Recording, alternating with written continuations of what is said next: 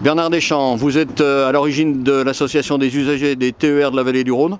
Je vous trouve là devant la mairie de Sainte-Colombe-les-Viennes. Vous venez de rencontrer le maire Marc Delegue. Quel était l'objet de cette rencontre? Donc l'objet de cette rencontre, c'est de pousser le dossier de réouverture de la ligne droite, de la rive droite. De chemin de fer et des voyageurs. Voilà.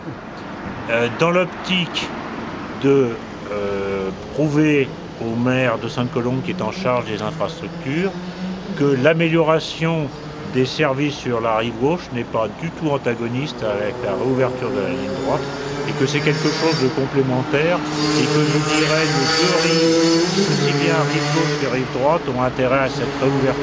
Vous avez de bons arguments là-dessus dans votre dossier? Absolument.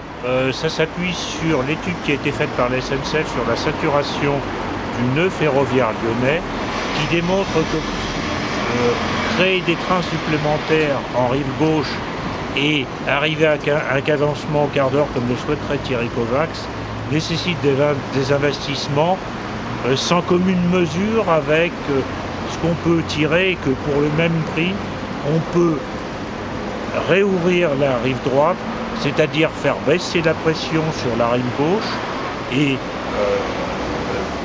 permettre aux gens de la rive gauche de circuler dans des bonnes conditions et offrir aux gens de la rive droite des services qu'ils n'ont pas actuellement et qu'ils pourraient avoir via cette réouverture et via des connexions possibles au niveau de Givors avec la vallée du Gier, la direction de Saint-Étienne, et avec le tram-train pour aller vers l'ouest lyonnais, le centre de Lyon, Lyon-Saint-Paul. Alors, qui dit plus de trains, retour des trains voyageurs sur la rive droite, ça veut dire peut-être moins de voitures sur cette route départementale 386 qui est très fréquentée. Absolument, et aussi faire baisser la pression sur les différents ponts, le pont de Condrieu qui va être fermé à cause justement de cette trop forte pression pendant 3 ans, et sur le pont de Sainte-Colombe, Saint-Romain, Sainte-Colombe et Vienne.